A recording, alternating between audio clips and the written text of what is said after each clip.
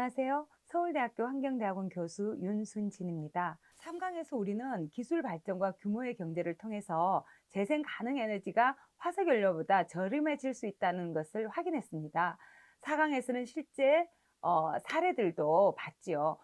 이런 점으로 미뤄봐서 재생에너지에 대한 우려가 막연한 오해일 수 있다는 걸 짐작할 수 있는데요. 그렇기 때문에 이런 오해를 해소하는 것이 매우 중요합니다. 화석연료 사용으로 인한 미세먼지와 기후변화로 인한 폭염과 한파 등의 문제를 해결하기 위해서 에너지 전환은 이제 필수라고 이야기할 수 있는데요. 잘못된 정보로 인해서 에너지 전환을 우리가 미룬다면 가장 큰 손해를 입는 것은 다름 아니라 바로 우리 자신이기 때문입니다. 현재도 우리 삶에 중대한 위협을 주는 기후변화가 더욱 심각해질 수밖에 없는데요. 민주주의 사회에서는 에너지 전환도 결국 시민의 참여가 없으면 이루어지기 어렵습니다. 그래서 이번 시간에는 에너지 전환에 대한 올바른 정보를 통해서 오해와 불신을 해결하는 그런 시간을 가지고자 합니다. 교수님, 그동안 강의를 통해 에너지 전환은 재생에너지로 확대 의미를 포함하고 있다고 생각하는데 에너지 전환은 탈원전이라는 이야기도 들립니다. 맞는 말입니까? 에너지 전환이 탈원전만을 의미하는 건 아닙니다. 에너지 전환은 더 큰 개념이죠. 그래서 탈원전을 포함하고 있어요. 결국 탈원전은 에너지 전환의 일부입니다. 여기서 주의할 사실은 탈원전이 흔히 우리가 생각하는 것처럼 당장 원전을 없애고 다른 재생에너지로 대체하는 것을 떠올리는데 그렇지는 않습니다. 원전 시설 규모와 비중을 서서히 줄여가는 것을 우리가 탈원전이라고 하는데요. 당장 원전을 없애는 것은 현실적으로 가능하지도 않고 바람직하지도 않습니다. 원전은 이미 우리 전력 생산에서 큰 부분을 차지하고 있고 원전 산업에 종사하는 분들도 계시죠. 또 원전도 수명이 있기 때문에 비싼 건설비를 들여서 지은 시설인 만큼 가동을 설계 수명 동안은 사실 하는 게 적절하고요. 가동하는 동안에 무엇보다 안전하게 가동하면서 설계 수명이 다하면 하나씩 하나씩 닫아 나가는 게 우리가 취해야 할 방식인 거죠. 노후 원전은 사고 위험성이 높기 때문에 더 이상 설계 수명을 연장하지는 않자는 거고요. 사실 설계 수명을 연장하기 위해서는 노후된 부품을 그대로 쓰는 게 아니라 새 것으로 교체를 해야 되고 그게는 또 다른 비용이 들어가게 됩니다. 이런 조치와 함께 새로운 원자로는 건설하지 않는 것. 그렇게 되면 어떻게 되냐면 원전에 대한 의존을 서서히 줄여갈 수 있게 되는 거죠. 그게 바로 우리 정부가 지금 추진하고 있는 탈원전입니다. 원전이 없어지는 만큼 에너지 효율을 개선하고 수요 관리를 열심히 해서 전력 수요 자체를 낮추면서 재생 가능 에너지를 늘려가는 거죠. 우리나라가 완전히 원전으로부터 벗어나는 탈원전 목표 연도는 무려 2083년입니다. 짧은 시간 내에 무작정 기존의 원전과 화력 발전소들을 다 그만두고 당장 재생 가능 에너지로 바꾸자는 게 아니죠. 긴 시간을 통해서 재생 가능 에너지 포트폴리오를 재구성하는 것이 필요합니다. 에너지 전환은 결코 단선적으로 특정 에너지원을 없애고 다른 에너지원을 늘린다는 그런 말이 아니고요. 지속 가능한 발전과 안전성과 공급 안정성, 경제성을 종합적으로 고려하는 것이 에너지 전환이죠.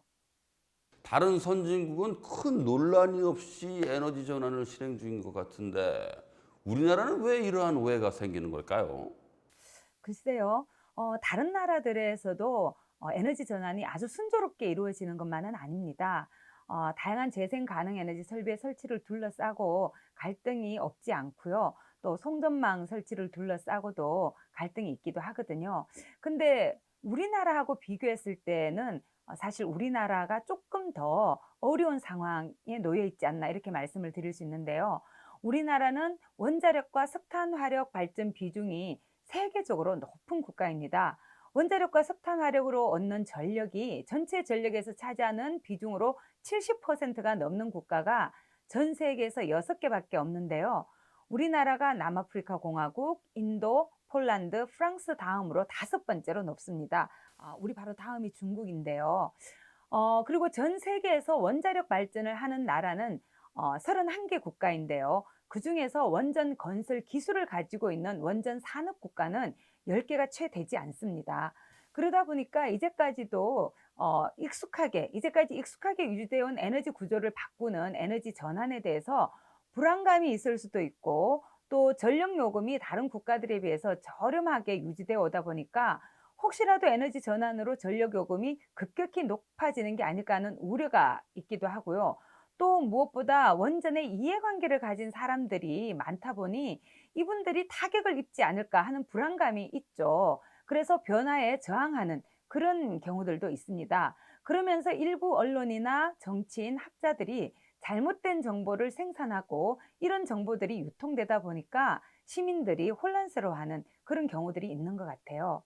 후쿠시마 원전 사고 이후에 원전에 대해 위험하다 이런 인식이 강해졌는데요. 그러면서 탈원전이 화두가 되다 보니까 위험 시설이니 당장 닫는 걸로 이해하는 그런 경향이 있는 것 같습니다. 원전의 역할에 대한 인식을 기초로 해서 원전의 전력 비율을 조절해 나가는 것이 문제로 이해되기보다는 원전 존재 자체가 문제다, 이렇게 그런 방식으로 논의가 좁아져 버린 것 같아요. 그래서 극단적인 사례와 정보가 계속 오가고 있는 게 아닐까, 그런 생각이 듭니다. 그만큼 안전하고 깨끗한 환경을 위해 에너지 전환에서 탈원전은 중요한 과제인 것 같습니다. 네. 네, 그렇다고 할 수 있죠. 원전의 사고 위험성만이 아니라 사용 후 핵 연료라고 해서요. 어, 그 원전을 우리가 가동을 하려면 그 안에 연료가 들어가거든요. 그 핵 분열을 마친 그 연료를 우리가 사용 후 핵 연료라고 부르는데, 사용 후 핵 연료나 가동을 정지한 원전의 폐로 과정에서 고준위 핵 폐기물이 발생하는데요. 그 사용 후 핵 연료나 고준위 핵 폐기물을 생각할 때 조금이라도 후손에게 짐을 덜 지우기 위해서는 원전에 대한 입장을 빨리 정해서 정책을 수립할 필요가 있어요. 왜냐하면 고준위 핵 폐기물 같은 경우에 약 10만 년 이상을 안전하게 보관을 해야 되거든요. 그 정도의 시간은 사실 우리가 상상할 수 있는 그런 시간 범위를 넘어선다고 할 수 있죠. 그런데 이러한 오해가 있음에도 불구하고 에너지 전환 정책에 대해서 국민 여론은 훨씬 긍정적인데요. 작년에 에너지경제연구원과 녹색에너지전략연구소가 정부의 저탄소 친환경 에너지 전환 정책에 대한 국민인식 현황이라고 해서 공동으로 설문조사를 한 적이 있었는데요. 조사 결과에 따르면 재생에너지 확대의 필요성에 대해서 긍정적으로 답한 분들이 전체의 87% 정도가 됐습니다. 어, 그리고 리얼미터가 CBS의 의뢰로 현 정부의 탈원전 정책에 대한 국민들의 찬반 의견 조사도 진행했었는데요. 국민 인식 현황 결과와 동일하게 재생에너지에 대해서 반대하는 의견이 29.5%였지만 찬성하는 의견은 60.5%로 훨씬 앞서고 있었어요. 이런 사실을 볼 때 일반 시민들은 이미 에너지 전환의 중요성을 알고 있다는 것을 우리가 확인할 수 있습니다. 아무리 에너지 전환에 대한 오해를 야기하는 잘못된 정보가 퍼져 있더라도 에너지 전환의 중요성에 대한 사회적 공감대가 우리 사회에 이미 존재하고 있는 게 아닐까, 그렇게 생각해 볼 수 있습니다. 하지만 교수님, 화석연료와 원전을 통해 현재 안정적이고 저렴한 에너지를 공급받고 있는데 에너지 전환으로 전기료가 폭등하지 않을까요? 전기료 폭등을 이야기하기 전에 먼저 현재 우리나라 전기요금이 저렴한 이유가 무엇일까? 그걸 좀 알아보는 게 필요하지 않을까요? 우리나라는 정책적으로 전기요금을 낮게 유지해 왔어요. 인위적으로 낮게 유지한 거죠. 에너지 수급 안정을 위해서 그랬고요. 산업 부문의 세계 경쟁력을 이유로 해서 생산 단가를 좀 낮춰줘야 된다, 이런 인식 때문에 전력요금을 낮게 유지해 왔던 거죠. 그러다 보니까 전기를 만들기 위해서 투입되는 1차 에너지원인 천연가스나 석유보다 2차 에너지원인 전기의 발전 단가가 오히려 낮게 책정되는 일이 생기기도 했어요. 흔히 이렇게 비유를 하죠. 생라면보다 끓인 라면이 더 싸다. 참 어처구니 없는 그런 상황인 거죠. 많은 시민들이 전기요금을 전기세라고 부르기도 하는데요. 전기세가 아니라 전기요금이라 불러야 맞습니다. 사실 우리나라 전기요금에는 세금이 별로 붙어 있지 않습니다. 일반적으로 상품에 붙는 부가가치세가 붙어 있을 뿐이죠. 그 외에는 전력산업기반기금이라는 게 있어서 애초 요금의 3.7% 정도만 부과되어 있을 뿐입니다. 환경 오염 비용이나 사회 갈등 비용 같은 것이 제대로 반영되어 있지 않은 거예요. 또 원자력 발전 같은 경우에는 사용 후 해결료 처리 비용이나 폐로 비용이 반영되어 있긴 한데 많이들 전문가들이 지적하기는 충분하지 않다. 이렇게 이야기를 많이 합니다. 그래서 사실 에너지 전환 때문에 전기요금이 올라야 한다거나 오르는 게 아니란 거죠. 이제껏 제대로 비용을 지불하지 않은 걸 지불해야 하기 때문에 전력요금이 정상화돼야 하는 그런 상황이라고 말할 수 있습니다. 그러니 에너지 전환 때문에 전력요금이 폭등하는 게 아닌 거죠. 물론 재생 가능 에너지가 아직은 기존의 화석연료나 원자력에 비해서 비싸기 때문에 재생 가능 에너지를 확대해 나가면 전기요금이 오를 가능성이 없지 않습니다. 하지만 세계적으로 재생 가능 에너지 발전 단가가 빠르게 낮아지고 있어서 시간이 흐름에 따라서 전력요금 인상에 미치는 영향은 생각보다 크지 않을 수 있는 거죠. 그러면 전기요금이 언제든 오를 수 있다는 뜻인가요? 그렇게 볼 수 있다고 저는 생각을 합니다. 아니, 지금보다는 오르는 게 사실 정상인 거죠. 그래서 전문가들은 전기요금 인상이 아니라 전기요금 정상화라고 부르거든요.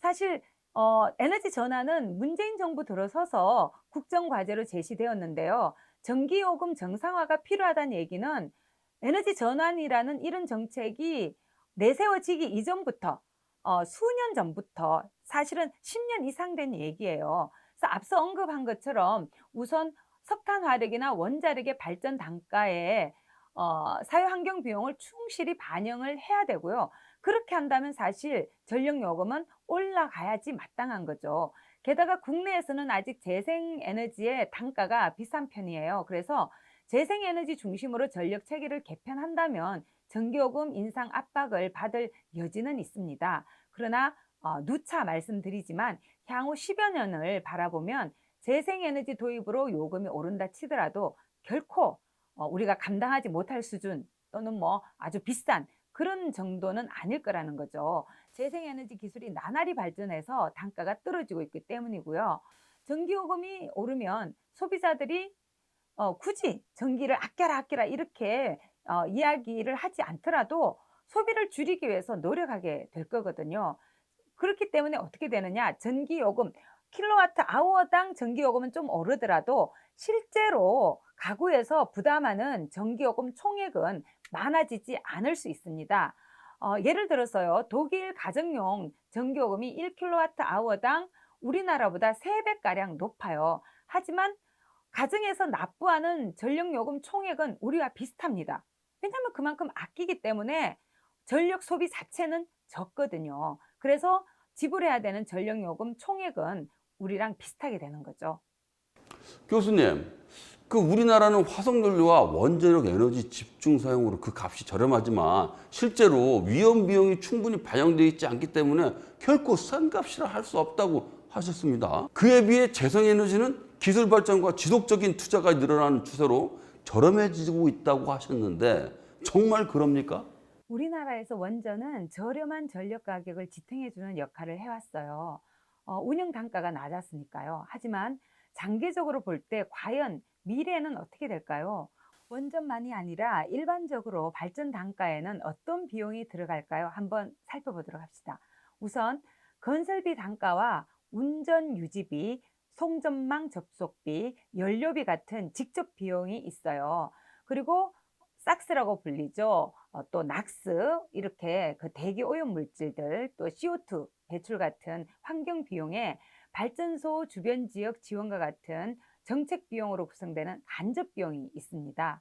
원자력 발전의 경우에는 다른 발전원에 비해서 좀 더 다양한 비용들이 포함될 필요가 있는데요. 방사능 물질을 관리해야 하기 때문이죠. 원전 해체 비용과 중저준위 방사성 폐기물 관리 비용, 고준위 방사성 폐기물 처리 비용 같은 그런 비용들이 직접 비용으로 더 들어가게 되고요. 사고 위험 대응 비용이나 방패장 주변 지역 지원 사업비, 지역 자원 시설세 같은 간접 비용이 또 더 들어가게 되어 있습니다. 그런데 이런 비용이 포함되었는데도 원전 발전 단가가 싸다고 하네요. 글쎄요. 비용 항목이 포함되었느냐 그 여부도 중요하지만 사실 각각의 그 항목들이 얼마나 충분하게 반영이 되었냐, 얼마나 충분한 비용으로 반영이 되어 있느냐 이것도 이제 중요하겠죠. 우리나라의 경우 처음에는 간접 비용이 제대로 반영이 되어 있지 않았는데요. 지속적으로 문제가 제기되면서 조금씩 비용을 높여서 반영해 왔습니다. 하지만 아직도 다른 국가들에 비하면 충분히 반영된 상태가 아니에요. 아직 우리나라는 원전 해체 기술도 없고 사용 해결료 처분 기술조차 없습니다. 사용 해결료 처분 기술은 사실 우리나라만이 아니라 전 세계 어느 나라에도 아직은 없는데요. 10만 년 이상 안전하게 보관해야 되는 방사성 물질, 방사능 독성이 높은 고준위 폐기물 처분 관리 비용이 사실 얼마나 들어갈지 알 수가 없는 거죠. 후쿠시마 원전 사고를 통해서 볼 때 원전은 한 번의 사고로 엄청난 피해가 발생을 하게 됩니다. 그런 사고에 대응하기 위해서는 사고 위험 대응 비용도 마련해 둘 필요가 있는데요. 아무리 원전 사고가 일어날 가능성이 희박하다 해도 이미 역사적으로 엄청난 사고들이 다른 국가들에서 일어났으니까요. 원자력 발전 기술의 상당히 그 눈에 띄는 특성이 뭐냐면 다른 에너지 기술 단가는 갈수록 저렴해지는 데 비해서 원전 기술 단가는 갈수록 높아진다는 거예요. 왜냐하면 원전 사고가 날 때마다 안전 규제 기준이 높아지면서 그 기준을 맞추기 위해서 새로운 부품이나 장치, 새로운 기술적 요소들이 들어가기 때문이죠. 반면에 대안이 되고 있는 재생 가능 에너지의 경우에는 발전 단가가 눈에 띄게 떨어지고 있어요. 여러 국가들에서 일어나고 있는 실제 사례를 봐도 에너지 전환의 정당성과 합리성이 충분히 있는 거죠. 앞서 말씀드렸다시피 장기적으로 환경 비용과 사회적 비용 이런 모든 것을 두루 따져 보았을 때 화석연료와 원자력은 싼 에너지원이 아닙니다. 그 정말 생각해 보니까 그 사고에 대한 비용도 만만치 않겠네요. 후쿠시마 원전 사고 이후에는 중대 사고가 일어났을 때 발생하는 총 손해 비용에 대해서 관심이 높아지고 있습니다.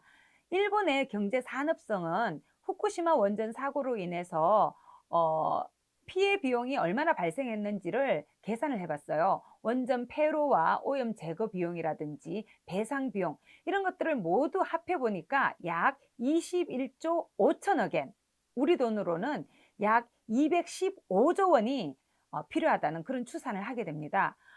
한전은 2018년에 균등화 발전 원가 해외 사례 조사 및 시사점 분석이라는 보고서를 통해서 일본에서 그 경제 산업성에서 계산했던 그 방식을 그대로 우리나라 국내 원전 부지 4곳에서 중대 사고가 발생했을 때 얼마나 총 손해 비용이 발생할지를 추정해 봤는데요. 일본경제연구센터에서 사용한 후쿠시마 사고 피해 비용 산정 방식을 통해서 계산을 해봤더니 고리원전은 1735조 원, 한울원전은 284조 원, 월성원전은 839조 원, 한빛원전은 326조 원의 피해가 발생한다고 해요. 그래서 후쿠시마 원전 사고 같은 중대 사고가 발생 확률은 낮지만 혹시라도 그런 사고가 우리나라에서 일어난다면 정말 천문학적인 피해 비용이 발생하게 되는 거죠.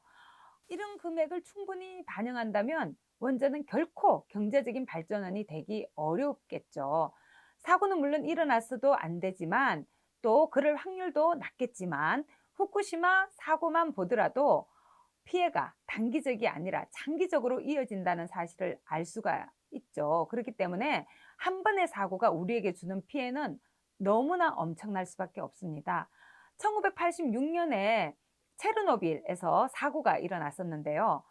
이미 올해로 치면은 거의 30년도 훨씬 지났죠. 33년이 되었는데요. 사고 주변 지역 30km 이내에는 지금도 사람이 살지 못하고 언제 다른 지역처럼 사람들이 살 수 있게 될지 사실 알기가 어려운 그런 상황입니다. 그래서 원전 사고는 이처럼 특정하기 어려운 피해가 광범위하게 또 시간적으로 굉장히 긴 기간 동안에 발생이 되는 거죠. 원전은 초기 건설비가 많이 들어요. 이렇게 초기 건설비라는 건 건설해 놓고 나서 이제 우리가 우라늄으로 만들어진 핵연료를 집어넣어서 발전을 하는 거, 거기에는 사실 비용이 크게 들지 않습니다. 하지만 건설비 자체가 굉장히 높아요. 또 우라늄 같은 데는 지금 보면은 연료임에도 불구하고 연료세가 부과되지 않아요. 그래서 이런 식의 국가의 그런 보조와 지원이 없다면 건설을 하기도 어렵고 운영을 하기도 쉽지 않다는 거죠. 이 점이 원전의 또 다른 취약점입니다. 그래서 우리의 안전과 깨끗한 환경을 위해서라도 원전과 석탄 화력 발전소는 줄여나갈 필요가 있는 거죠. 그래서 안전하고 재생 가능한 에너지로의 전환이라는 것은 할 거냐 말 거냐의 그런 선택의 문제나 해야 될까 말아야 될까 이런 고민의 대상이라기보다는 우리가 반드시 해야만 하는 필수적인 과제라고 볼 수 있습니다. 깨끗하고 안전한 환경을 위해서 탈원전의 흐름은 당연하지만 그로 인해 1만 개 이상의 일자리가 사라질 거라고 합니다. 그렇다면 에너지 전환은 힘들지 않을까요? 많은 분들이 원전 산업 인력의 감소를 걱정하면서 에너지 전환이 고용 문제를 심화시킨다고 생각하는 경향이 있습니다. 하지만 탈원전은 가야만 하는 길이고 서서히 추진되는 일이라면 우리가 차분히 일자리 대안을 마련해 나갈 수 있지 않을까 싶어요. 게다가 에너지 전환으로 사라지는 일자리도 있지만 새롭게 만들어지는 일자리도 많이 있습니다. 역사적으로 일자리는 많이 변화되어 왔어요. 한번 생각해 볼까요? 연탄 산업이 한창일 때는 연탄 산업 종사자들이 많았죠. 하지만 이제 연탄 산업 종사자들은 별로 없습니다. 취사 난방을 연탄에서 석유로 또 도시가스로 하게 되면서 관련되어 있는 일자리는 상당히 변화되어 왔죠. 마찬가지로 새로운 에너지 전환 시대에도 사라지는 일자리도 있지만 새로 만들어지는 일자리도 있는 거예요. 실제로 국제재생에너지기구, 영어로는 이레나라고 하는데요. 국제재생에너지기구에 따르면 2017년 기준으로 전 세계 재생가능 에너지 산업 종사자 수는 1,034만 명으로 집계가 되었어요. 이는 2016년 982만 명에 비해서 5.3%가 늘어난 건데요. 2017년 기준으로 50만 개 이상의 일자리가 새로 만들어진 거죠. 2030년에는 2,400만 명, 2050년에는 2,880만 명으로 재생에너지 분야 고용은 지속적으로 확대될 것으로 예측하고 있어요. 재생가능 에너지 분야의 고용 효과가 적지 않은 거죠. 굉장히 많다고 이야기할 수 있습니다. 그렇다면 가장 많은 일자리가 창출되고 있는 재생에너지는 무엇입니까? 아마도 많은 분들이 예상을 하실 수 있지 않을까 싶은데요. 바로 태양광입니다. 2017년 한 해 세계적으로 태양광 관련 일자리가 28만 개나 증가를 했는데요. 다른 분야에 비해서 태양광 에너지는 어마어마한 고용 효과를 낸다고 할 수 있습니다.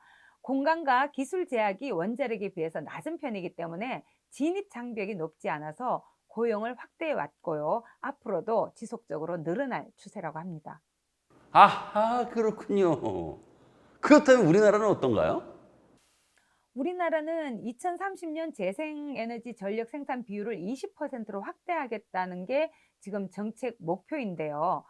그에 따라서 재생에너지 분야에서 4만 6천 명, 또 에너지 신산업 분야에서 2만 8천 명, 원전 해체 산업에서 3,500명 등 총 7만 7천여 개의 일자리를 아마 만들어낼 수 있지 않을까 그런 계획인데요. 재생에너지 확대로 생겨난 일자리는 기존에 없던 새로운 형태의 일자리가 많습니다. 그렇기 때문에 재생에너지 확대를 수입 기술에 의존한다면 일자리 창출과 고용 효과는 그만큼 줄어들 수밖에 없겠죠. 그래서 에너지 전환 계획의 목표를 설정하고 추진하면서 국내 기술력을 계속해서 확보하는 것이 아주 중요합니다. 더 이상 수입에 의존하지 않고 더 많은 새로운 일자리를 얻을 수 있도록 노력해야 되는 거죠. 우리나라에서도 하루빨리 에너지 전환이 이루어져서 많은 일자리가 창출되면 좋겠습니다. 그런데 우리나라는 다른 나라에 비해 땅이 좁은 편인데 에너지 전환이 이게 가능할까요? 우리나라의 국토 지리적인 환경이나 구조상 재생에너지가 확대되기는 어렵다고 보는 분들이 많은데요. 하지만 우리나라는 사계절이 뚜렷하고 지역마다 제각기 다른 지리적 특성이 있어서 우리나라야말로 에너지 전환에 적합하다고 이야기하는 전문가들도 많습니다. 이는 곧 다양한 재생 가능 에너지원을 각 지역의 상황과 실정에 맞게 다양한 방식으로 활용할 수 있다는 뜻이기 때문입니다. 예를 들어 볼까요? 우리나라의 경우에 사계절이 뚜렷하다는 특징 외에 삼면이 바다인 지리적 특성이 있습니다. 따라서 해수의 열 에너지를 건물이나 주택 또는 산업용 시설의 냉난방 에너지로 활용할 경우에 50% 이상의 에너지를 절감할 수 있는 잠재력이 있다고 할 수 있고요. 수산 양식이나 담수화 설비, 광물 자원 회수, 또 농업 시설 등에 활용할 수도 있어서 국내에서도 점차 퍼져 나가고 있습니다. 선진국의 경우 집단 에너지 방식의 대용량 설비가 운영되고 있는데요. 우리나라도 아마 이런 식의 접근이 가능하지 않을까 생각해 봅니다. 그러면 이 제주도 같은 경우에는 바람이 많이 부니까 이 풍력 발전기 설치하는 게 좋겠네요. 그렇죠. 우리가 제주 그러면 삼다도라고 이야기하잖아요. 그만큼 뭐 돌과 여자가 만이 아니라 바람이 많은 곳인데요. 강한 바람이 부는 곳에는 풍력 발전 단지를 조성하기가 좋습니다. 무엇보다도 환경에 미치는 영향이 적고 미관상 독특한 분위기를 내기 때문에 관광 자원으로 활용할 수도 있죠. 물론 이 풍력 발전기를 보고 미관을 해친다고 생각하는 분들도 없지는 않지만 새로운 그런 풍경을 만들어내기 때문에 또 관광지로도 각광을 받고 있기도 합니다. 정말 제주도의 이 풍력은 안성맞춤인 그런 에너지라고 할 수 있죠. 우리나라는 삼면이 바다라서 풍력 자원이 풍부한 편인데요. 물론 바람의 질이 문제이긴 합니다. 고르게 일정한 속도로 잘 불어야 하는데요. 이 바람이 너무 세거나 너무 약해도 좋지 않다고 해요. 하지만 우리나라 서해안과 남해안 또 동해안의 남쪽 지역 같은 경우에는 바람이 꽤 쓸만한 것으로 알려져 있습니다. 교수님, 태양광 산업이 확대되면서 미세먼지와 환경 오염 등 이 오히려 환경을 악화시킨다는 의견도 있습니다. 더불어서 지역 주민들의 반대에서 지역 사회의 갈등을 조장한다고도 하는데 때문에 현 정부의 에너지 전환 정책은 이대로 추진되어서는 안 된다고도 합니다. 어떻게 된 걸까요? 여기에도 다소 오해가 있는데요. 산림청과 국립산림과학원이 2012년에 발간한 주요 산림 수종의 표준 탄소 흡수량 보고서라는 게 있는데 그걸 보면 정확한 사실이 나와 있어요. 1헥타르당 30년 그 소나무 탄소 저감 효과는 10.8톤이고요. 잣나무는 10.6톤, 낙엽송은 9.3톤, 참나무는 12.1톤이라고 해요.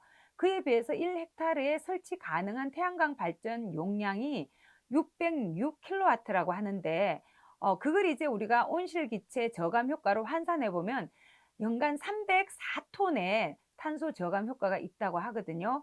그래서 산림을 조성하는 것보다 오히려 같은 면적에 태양광 발전을 설치하는 것이 기후변화 대응 효과가 더 크다고 할 수 있습니다. 하지만 이렇게 탄소 저감 효과란 기준으로만 평면적으로 비교하는 건 다소 부적절한 면이 있을 수도 있어요. 왜냐하면 숲은 이산화탄소 흡수 저장 기능만 하는 건 아니니까요. 거기엔 다양한 생물들이 서식하고 있기 때문이죠.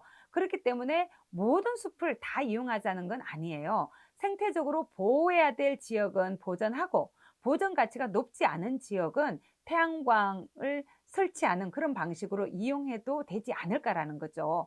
우리 국토의 64%가 산림인 만큼 산림을 전혀 이용하지 않기는 어렵기 때문입니다. 그리고 또 하나 생각해 봐야 될 점은 기후변화가 급속히 진행되도록 그대로 둔다면 앞으로 갈수록 우리가 보전하고 싶어 하던 그런 생태 환경은 교란이 될 수밖에 없다는 거죠. 그래서 기후변화의 속도와 강도를 줄일 수 있기 위해서는 온실가스 배출량을 줄여 나가야 되고요. 이를 위해서는 재생 가능 에너지 이용을 늘려 나가는 게 필요한데 관심의 대상이 되는 산림 생태계 보전에도 사실은 이런 방향이 궁극적으로는 도움이 될 수 있다는 거죠. 그러면 태양광 산업으로 인해서 환경오염과 미세먼지가 악화됐다는 사실은 그 과장된 사실인가요? 네, 그렇다고 볼 수 있습니다. 또한 태양광 면적 때문에 산과 나무를 깎아서 환경 오염을 조장했다 이런 오해도 있는데요. 산림청 통계만 보더라도 태양광을 설치한 산림 면적이 전체 산림의 0.002%에서 0.039% 수준이에요. 즉 0.1%도 되지 않는다는 거죠. 그렇기 때문에 그런 주장은 사실 옳지 않습니다. 태양광 발전의 탄소 저감 효과는 산림 조성보다 아까 말씀드린 대로 더 큰데요. 이를 고려하지 않고 단순히 태양광 발전의 설치 면적만 두고 이야기하는 주장은 타당하지 않습니다. 그래서 태양광 발전 때문에 환경 오염과 미세먼지 문제가 심화된 것처럼 몰고 가는 것은 사실 적절한 그런 논의는 아니라고 볼 수 있죠. 이 태양광 패널에 대한 오해도 역시 과장된 걸까요? 예? 태양광 패널 제조나 폐기 과정에서 환경오염이 심하다는 말도 있는데 어떠한 오해가 있을까요? 어떤 오해들이 있는지 살펴보면요. 첫 번째, 수면에 설치하는 태양광 발전 시설이 수중 생물의 광합성을 막아서 생태계를 파괴한다는 그런 오해가 있습니다. 또 발전 시설의 유해 물질이 수질을 오염시키는 것처럼 생각하고 있는, 그래서 수질 오염에 대한 우려도 제기되고 있는데요. 그래서 정부와 관련 기관들이 태양광 설비가 수질과 생태계에 어떤 영향을 미치는지 조사를 실시했습니다. 그 결과 수면에 설치한 태양광 설비는 수질과 생태계에 영향을 미치지 않는다는 것을 확인할 수 있었는데요. 한국환경정책평가연구원이나 한밭대학교 환경공학과 연구팀도 수질 변화를 측정을 했어요. 그랬더니 수질과 생태계에 태양광 발전 시설이 어떠한 영향을 미치는지 살펴봤지만 역시 영향을 미치지 않는 것으로 그렇게 나타났습니다. 아니 그거 말고도요. 이 태양광 패널에서 전자파가 나온다는데 이 부분에 대해서도 좀 설명을 해주세요. 전자파가 확실히 무섭게 느껴지는 것은 당연하기 때문에 이런 오해도 받는데요. 하지만 잘 생각해 보면 전자파라는 것은 전류가 흐르는 어디에서나 존재하는 것입니다. 그렇다면 이 자체가 건강에 영향을 미치는 것인가? 그 문제는 전류가 흐르는 양에 따라서 결정이 되는데요. 태양광 패널이나 발전 시설에서 가장 많은 전자파가 발생하는 인버터에서도 전자파의 양은 매우 적습니다. 우리가 가정에서 사용하고 있는 헤어드라이어나 미니 오븐은 물론이고 전자레인지나 휴대용 안마기 등 일반 가전제품보다도 훨씬 전자파 발생량이 낮습니다. 즉 우리 인체는 물론 어떤 생태계에도 태양광 패널에서 발생하는 전자파가 영향을 미치지 못한다는 거죠. 좀 더 정확히 말하면 태양광 패널이라기보다는 인버터에서 발생하는 전자파가 전혀 우리 환경이나 생태계에 영향을 미치지 않습니다. 그렇다면 그 중금속 오염도는 없는 건가요? 이 부분이 사실 가장 많이 이야기되고 있고 또 가장 많은 오해가 있는 부분이기도 한데요. 태양광 패널이 중금속 덩어리라는 그런 주장이 있어요. 태양광 패널이 발암 물질인 납과 카드뮴으로 만들어졌다는 그런 주장이 있거든요. 근데 이것은 사실이 아닙니다. 원자력 발전소의 300배에 이른다는 미국의 어떤 단체의 주장이 저명한 학자들의 연구 결과인처럼 인용이 되면서 마치 과학적 사실인 것처럼 퍼져나갔는데요. 사실 이 단체는 굉장히 작은 시민단체로서 원자력 발전을 이용하자, 그런 원전을 지지하는 시민단체로 그들의 주장은 전혀 사실이 아닙니다. 국내에 보급된 모든 태양광 모듈은 크롬과 카드뮴과 같은 그런 중금속으로 만들어져 있지 않습니다. 실리콘 태양전지를 사용한 모듈입니다. 중금속으로는 셀과 전선 연결을 위해서 납이 소량 사용될 뿐인데요. 패널 제작에 들어간 건 아니죠. 근데 납 같은 경우에는 우리가 매일 사용하는 컴퓨터나 다른 가전제품에도 들어가 있어요. 그래서 납이 들어가 있느냐 아니냐 그건 사실 그렇게 중요하지 않습니다. 이렇게 들어간 납이 외부로 빠져나와서 우리의 인체나 환경에 영향을 미치느냐 그 점이 중요한데요. 사실 그 태양광에서 전선을 연결하기 위해서 사용한 납에서는 절대 그런 일이 일어날 수 없거든요. 사용 후에 폐기할 때도 납을 잘 처리하기 때문에 중금속 오염에 대한 걱정은 하지 않으셔도 되는 거죠. 또 국내에서는 카드뮴이 들어간 태양광 모듈은 유통되지 않도록 정부가 규제하고 있어요. 보급될 수 없는 상황인 거죠. 또한 한국환경정책평가연구원이 국내에 보급된 태양광 폐패널 4종을 대상으로 해서 7가지 중금속의 용출과 함량 분석을 진행을 했었어요. 그러니까 이미 사용하고 난 그런 태양광 패널이 어떻게 영향을 미칠 것인가, 그걸 이제 분석해 본 거죠. 그 결과를 봐도요, 구리, 납, 비소, 크롬 등 4가지 금속이 검출되기는 했지만 모두 폐기물관리법 시행규칙상 지정 폐기물 기준 미만이었어요. 안전에 전혀 문제가 되지 않는 거죠. 탈원전 국가로 재생에너지 사용을 확대해 나가고 있는 독일이 탈원전 이후 그 전력을 수입하고 있다고 하는데 그 사실인가요? 결론부터 말씀드리자면 전혀 사실이 아닙니다. 독일의 경우 전력을 수입하기보다 오히려 수출을 하는 수출 국가로서, 그리고 또 그 에너지 전환 전후를 비교한다면요, 에너지 전환 이전보다도 오히려 전력 수출이 증가한 그런 모습을 알 수가 있습니다. 그렇다면 왜 이런 오해가 생긴 걸까요? 독일의 에너지 전환에 대해서 재생 가능 에너지만으로 필요 전력을 충당할 수 있을까? 뭐 그런 우려에서 시작됐다고 볼 수 있을 것 같아요. 안정적으로 에너지 공급이 가능한 화석 연료나 원자력과는 달리 재생 에너지는 전력 공급이 사실 좀 불안정한 측면이 있거든요. 왜냐하면 주요 에너지원인 해나 바람이 언제나 있는 건 아니니까요. 그래서 어찌 보면 당연한 걱정이라고도 할 수 있는데요. 그런 우려와 달리 독일은 인접해 있는 나라들에 대해서 대량으로 전력을 판매하고 있습니다. 독일이 수입하는 경우는 없었나요? 물론 수입을 하는 경우가 아예 없는 건 아닙니다. 재생 가능 에너지 발전량이 뭐 떨어질 수도 있지만, 독일 같은 경우에는 아직은 화력 발전을 유지하고 있고 원자력 발전도 아직은 일정 부분이 있기 때문에 사실 발전량이 부족해서 수입한다기보다는 발전 단가가 싼 그런 전력이 있다면 그걸 수입해 오거든요. 독일 같은 경우에 이제 전기를 수입하는 경우에 뭐 단가가 좀 싸기 때문에 하는 거라고 말씀을 드릴 수 있고요. 또 다른 방식으로 보면 전력 소비량이 하루 24시간 동안 일정하지 않습니다. 시간에 따라서 수요와 공급이 사실은 수요도 달라지고 공급도 달라지는 거죠. 그래서 이렇게 들여다보면은 평상시에 수출하는 양에 비하면 수입하는 양은 상당히 적은 편이에요. 유럽의 경우에는 국가 간 전력 네트워크가 구축이 되어 있어서 사실 전력 수출입이 자유로워요. 그래서 전력을 독일이 수입하는 경우에도 사실 아까 말씀드린 것처럼 발전량이 모자라서기보다는 발전 단가 문제가 더 크게 작용을 합니다. 독일은 에너지 안보를 중요하게 생각하기 때문에 전력을 수입에 의존하겠다는 발상 자체를 하지 않는다고 해요.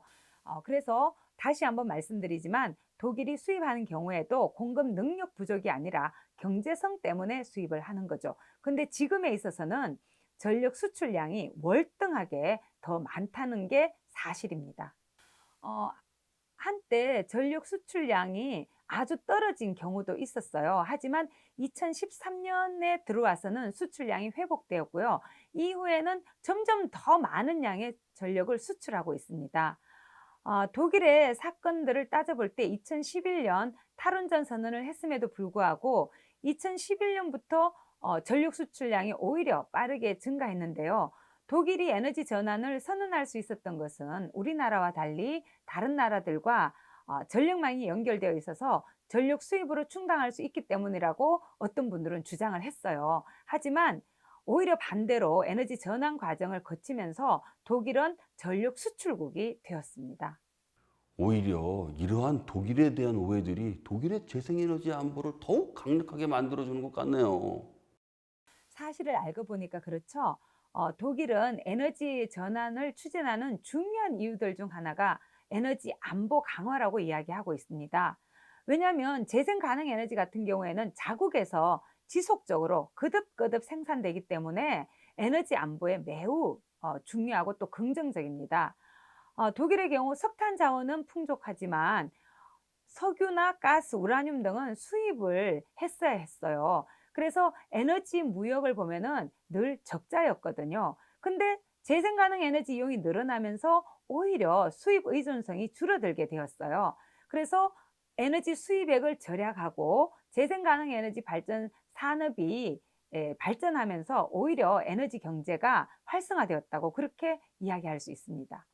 다른 선진국들은 원전 증설을 하고 있는데 유독 한국만 탈원전을 고집한다는 이유에서 지금까지도 계속해서 논란이 끊이질 않고 있습니다.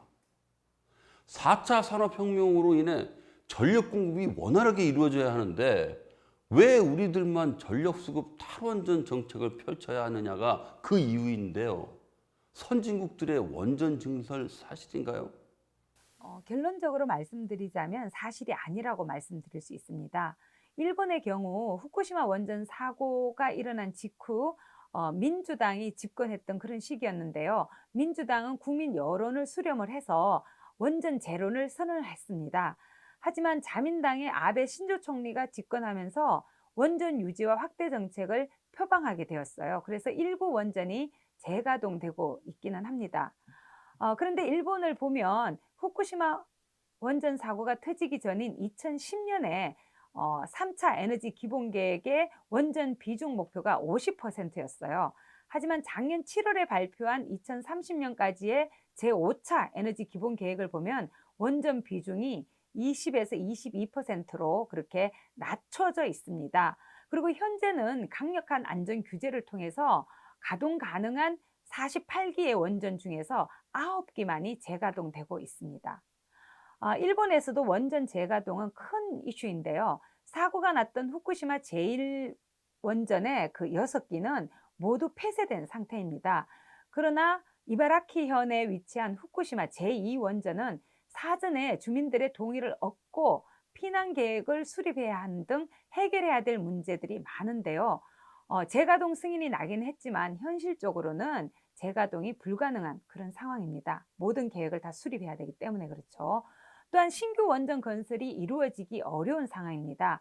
따라서 현재 가동 중인 원전은 앞서 언급한 대로 9기 뿐이어서 전체 전력량의 6.2%를 공급하는 수준에 그치고 있습니다. 그래서 원전 증설은 사실이 아닌 거죠. 미국의 경우에도 쓰리마일 섬 사고라 그래서 1979년에 일어난 원전 사고가 있는데요. 30여 년이 지난 후에서야 신규 원전을 건설하게 되었어요. 총 4기를 건설하려고 했는데 경제성 문제 때문에 작년에 2기의 원전은 건설이 중단이 되었고요. 다른 2기도 현재 건설이 좀 연기된 그런 상태입니다. 기존에 남아있던 가동 중이던 원전 가운데서 11기는 재생 가능 에너지보다도 발전 단가가 오히려 비싸서 경제성을 이유로 해서 조기 폐쇄하기로 결정이 난 상태입니다. 그렇다면 세계적인 흐름은 원전 증설이 아닌 축소에 가깝군요. 통계를 보면 그렇다고 이야기할 수 있습니다. OECD의 내용을 따르자면 원전이 없거나 혹은 원전 건설을 중단하거나 폐기 시점을 발표한 나라는 25개국인데요. 이미 탈원전을 시행한 독일은 물론 벨기에, 스위스, 이탈리아, 대만 또한 탈원전 정책을 유지하는 중입니다. 물론 이제 대만은 뭐 OECD 국가는 아니지만요. 프랑스 같은 경우에 원전 20% 감축을 약속을 했는데요. 탈원전 흐름은 그래서 세계적으로도 활발한 그런 상태라고 볼 수 있습니다. 개발도상국 같은 경우에는 중국이나 인도에서는 원전을 뭐 더 짓는 그런 경향을 보이고 있긴 하지만 베트남 같은 경우에는 원전 건설을 계획했다가 원전 건설 계획을 접은 그런 상태입니다. 환경부에 따르면 올해부터 친환경차가 활성화될 것이라고 했는데요. 태양광 이야기를 듣고 나서인지 왠지 저도 전기차 하면 전자파의 위험이 있지 않을까 하는 궁금증이 생깁니다. 아무래도 얼마만큼의 전자파를 생성하고 우리에게 어떤 영향을 미칠지 궁금해할 것 같네요. 미국의 잡지 중 하나인 컨슈머 리포트라는 게 있는데요. 고맙게도 우리의 궁금증을 풀어주기 위해서 이미 2010년에 하이브리드 자동차와 내연기관 자동차의 전자파를 측정을 했습니다. 하이브리드 자동차 같은 경우에 내연기관 자동차와 전자파 양에 있어서 큰 차이가 없는 걸로 나타났고요. 이후 2013년에도 가솔린 자동차 6대와 전기 자동차 8대 전자파를 측정을 했는데요. 전기 자동차의 전자파는 국제전자기술자협회가 설정한 위험 순위보다 매우 낮았다고 합니다. 또한 세계적으로 다양한 학회와 대학들에서 연구한 결과가 발표되고 있는데 전자파가 발생하기는 하지만 인체에 큰 영향을 주지는 않는다고 그렇게 발표가 되었습니다. 그런데 전기차면 아무래도 가솔린이나 디젤차보다 충전하기도 어렵고 금방 방전될 것 같잖아요. 주행거리가 또 짧고 수시로 충전해줘야 하는데 불편함이 있을 것 같은데 어떤가요?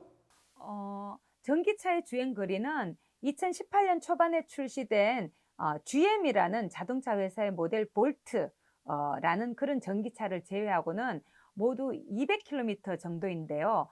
연료를 가득 채운 동급의 휘발유차는 약 700km이고 경유차는 약 1000km 정도 운행할 수 있어요. 이는 일반 차들과 비교해 볼 때 아직 3배에서 5배 정도 전기차의 주행거리가 짧다 이렇게 말씀을 드릴 수 있습니다. 그래서 에너지 손실 감소와 자동차의 성능을 높이기 위해서 전기차 제조사들이 기술 개발에 힘쓰고 있는데요. 앞서 말씀드렸던 볼트 전기차 같은 경우에는 300km 이상 주행이 가능한 것으로 봐서 앞으로 출시되는 전기차들은 더욱 발전해서 주행거리 문제도 머지않아 해결될 것으로 보입니다. 주행거리가 살짝 아쉽긴 하지만 전기차도 일반 차와는 다른 점이 없겠네요. 보급된다면 환경도 지킬 수 있고 앞으로 주행거리도 늘어날 예정이라니까 얼른 타보고 싶네요. 그런데 교수님, 이 전기차 말고 수소차는 어떤가요? 전기차와 함께 친환경 자동차 중 하나로 떠오르고 있는 게 수소차인데요. 수소차도 최근에 들어서는 수소 전기차라고 불러요. 왜냐하면 수소를 연료로 집어넣어서 전기를 만들어서 움직이기 때문인데요. 이쯤에서 전기를 충전해서 사용하는 일반 전기차와는 이 수소가 연료라는 점 때문에 차이점이 있죠. 그동안 재생에너지에 대해 공부하면서 많이 익숙해졌다고 생각했는데 수소는 새롭게 접하니까 낯설게 느껴지네요. 수소가 정말 안전할까요? 수소 저장 장치를 가지고 있는 상태로 달리기 때문에 폭발 위험이 있는 게 아니냐, 뭐 그런 지적도 있습니다. 그러나 수소차는 작동 방식이나 보관 방식으로 인해서 폭발할 가능성은 거의 없다고 합니다. 수소 탱크는 고온이나 고압에 견딜 수 있도록 제작이 되기 때문인데요. 수소차의 수소 저장 용기는 굉장히 단단하고 견고합니다. 그래서 1톤 이상의 물체를 올려놓거나 수심아래에 떨어뜨려도 튼튼하게 유지가 된다고 해요. 폭발 위험성도 없어서 안전하다고 할 수 있습니다. 하지만 수소차의 경우에는 연료로 사용하는 수소를 무엇으로 만드느냐가 굉장히 중요합니다. 그 수소를 산업체 부생가스라든지 또는 천연가스를 계질해서 계속해서 공급한다면 사실은 지속 가능하기 어렵고 거기에서 여전히 이산화탄소가 발생할 수 있습니다. 그래서 재생 가능 에너지로 전력을 만들고 그 전력이 남아돌 때 전력을 저장하는 방법의 하나로 우리가 그 전력으로 물을 분해해서 거기에서 나오는 수소로 연료로 활용할 수가 있겠죠. 그래서 이런 경우에는 수소차 같은 경우에 좀 더 먼 거리를 이동할 수 있기 때문에 전기차와는 또 다른 영역으로 그 틈새를 우리가 발견할 수는 있습니다. 하지만 여전히 그 수소를 무엇으로 만드느냐가 굉장히 중요하고요. 전기차 같은 경우에도 전기를 무엇으로 만드느냐도 상당히 중요합니다. 전기차가 사용하는 전기를 원자력으로 계속해서 공급한다거나 석탄 화력 발전으로 공급한다면 아무리 전기차의 운행 과정 자체에서는 다양한 환경오염 물질이 배출되지 않는다 하더라도 여전히 전기를 만드는 과정에서 환경오염 물질이 발생할 수 있는 거죠. 그래서 전기차든 수소차든 좀 더 넓은 범위에서 전 과정을 보면서 친환경적으로 접근해 나가는 것이 무엇보다 중요합니다. 에너지 전환이나 재생에너지처럼 전기차와 수소차 아직 익숙하지 않기 때문에 오해하실 분들도 있을 텐데 이번 시간을 통해 오해가 풀렸으면 좋겠습니다. 네, 사람은 자신이 모르거나 자신에게 낯선 것들을 무의식적으로 경계하거나 두려워하는 그런 경향이 있죠. 단지 중립적인 모르는 것이 어느새 두려운 것이 되는 거죠. 때문에 앞선 기술 영역이자 미래 필수적으로 확대되어야 될 재생 가능 에너지 또 신에너지 분야에 대해서 불필요한 걱정이 좀 앞서고 있다고 볼 수 있는데요. 화석 에너지와 원자력이 환경 오염을 유발하고 위험하지만 익숙하기 때문에 계속 사용하자. 이런 의견이 사라지지 않고 있는 거죠. 신재생 에너지로의 에너지 전환은 인류의 생존을 위해서 반드시 필요한 절차라고 할 수 있고요. 동시에 자원이 없는 우리나라의 미래 먹거리 산업으로도 여겨지고 있는데요. 막연한 두려움에 에너지 전환을 뒤로 미루다가는 환경은 물론 경제 문제에서도 위기에 처할 것 같습니다. 이제 기후변화 시대는 에너지 자원을 누가 많이 가지고 있느냐의 시대가 아니라 각 나라에서 끊임없이 재생되는 재생에너지원을 어떻게 효율적으로 잘 이용하느냐, 그런 기술이 지대한 영향을 미치는 그런 시대로 바뀌고 있습니다. 더 나은 재생에너지 기술을 개발해서 발전시킨다면 자국의 에너지 안보도 든든히 지키고 기술과 제품 수출을 통해서 경제도 활력을 가질 수 있게 되겠죠. 그 반대라면 어떻게 될까요? 에너지 전환은 시대적 추세이자 세계적 대세입니다. 이미 세계는 출발선을 지났습니다. 우리에겐 더 지체할 시간이 없습니다. 따라서 막연한 두려움을 떨쳐버려야 하는데요. 재생에너지에 대한 오해를 풀고 올바른 정보를 기초로 재생에너지의 역할과 잠재력을 좀 더 잘 이해해야만 하는 거죠. 그래야 우리의 삶이 안전하고 깨끗한 미래를 향해서 나아갈 수 있고 우리의 미래 세대에게 그런 미래를 약속해 줄 수 있습니다.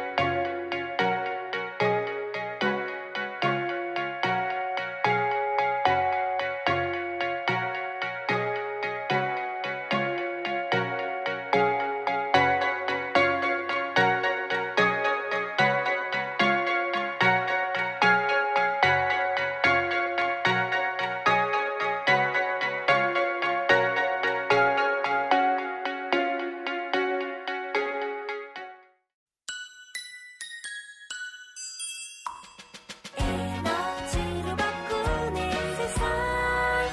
지금 우리의 선택은 미래를 위한 첫걸음입니다.